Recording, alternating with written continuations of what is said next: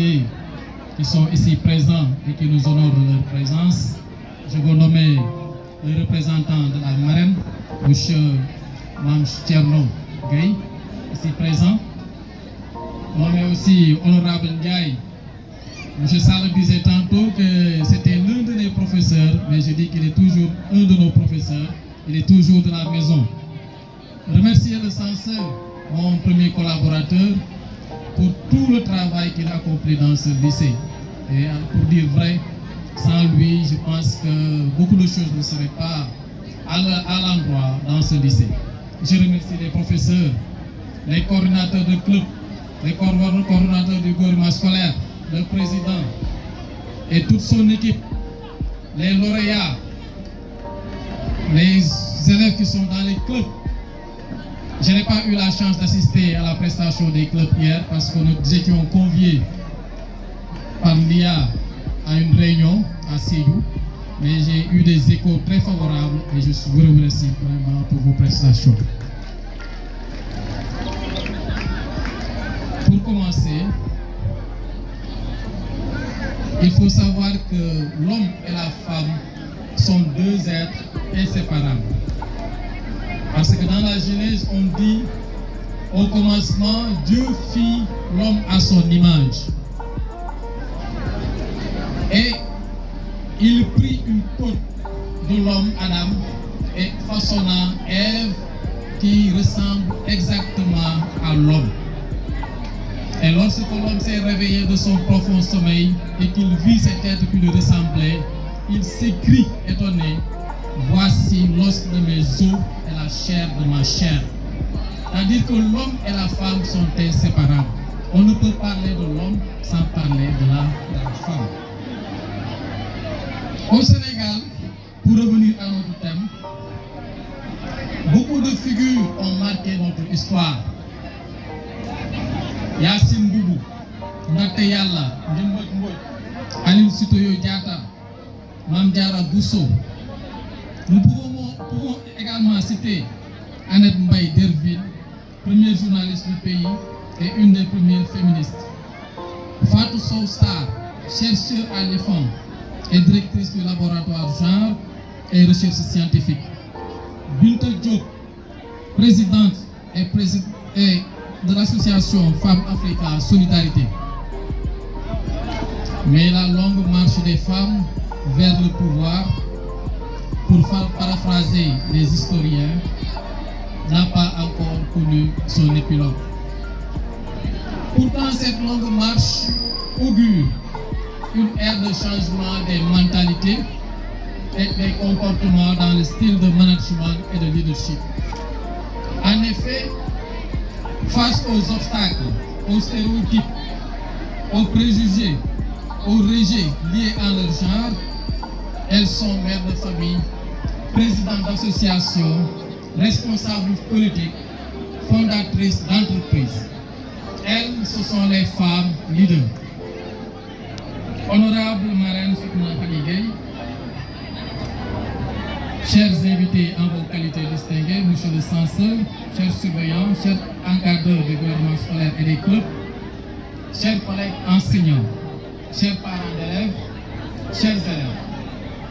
La question du leadership féminin, plus qu'un sujet d'actualité, est devenue une véritable préoccupation des décideurs publics pour plus d'équité et d'égalité entre hommes et femmes.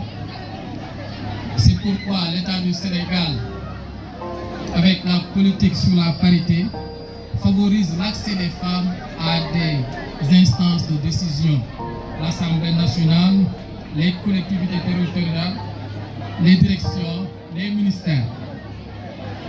On voit aussi de plus en plus de femmes dans la police, dans la gendarmerie, dans l'armée, dans la douane, dans les domaines scientifiques, technologiques, dans la recherche universitaire.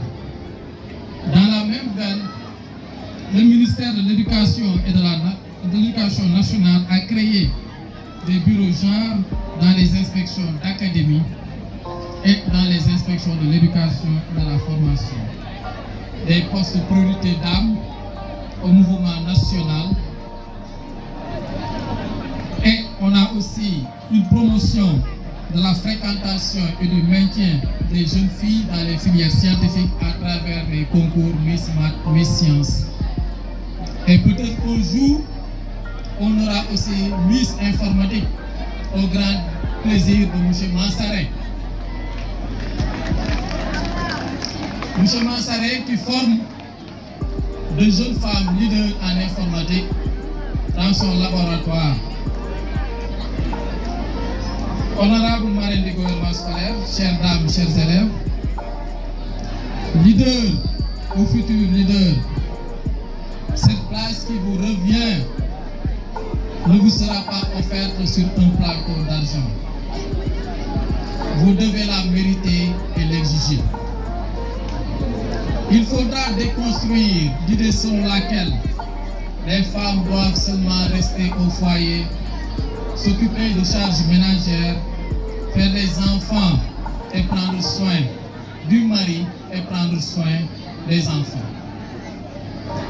Permettez-moi d'abuser de l'usage de la conjonction de coordination et pour mettre en relief les lourdes responsabilités sociales de la femme en général et de la femme africaine en particulier. Une grande entrepreneur, Nabou Fall, disait en donnant des conseils aux filles, votre premier travail, votre premier mari, c'est votre travail. Votre premier mari, c'est votre travail. C'est une question d'état d'esprit. Et comme disent les Anglais, c'est une question de mindset. Mesdames, Messieurs, honorables invités à vos qualités respectives, je terminerai mon allocution en prodiguant 4 conseils aux jeunes filles. Premier conseil, formez-vous. L'éminent savant sénégalais Cheikh Anta Diop disait, je le cite, formez-vous, armez-vous de science jusqu'aux dents. Et l'écrivain français du 19e siècle, je vous nomme Victor Hugo, disait, en faisant l'éloge de la lecture comme moyen de connaissance, Dieu, le premier auteur de tout ce qu'on écrit, a mis sur cette terre où les hommes sont ivres, les ailes des esprits dans les pages des livres. Tout homme ouvrant un livre, il trouve une aile et peut planer là-haut où l'âme en liberté se meut. L'école est sanctuaire autant que la chapelle. Donc formez-vous. Mouillez le maillot comme dirait M. Sall. Deuxième conseil, exprimez librement vos talents. On se trompe souvent en croyant que celui qui ne réussit pas à l'école ne peut pas réussir dans un autre domaine de la vie. C'est pas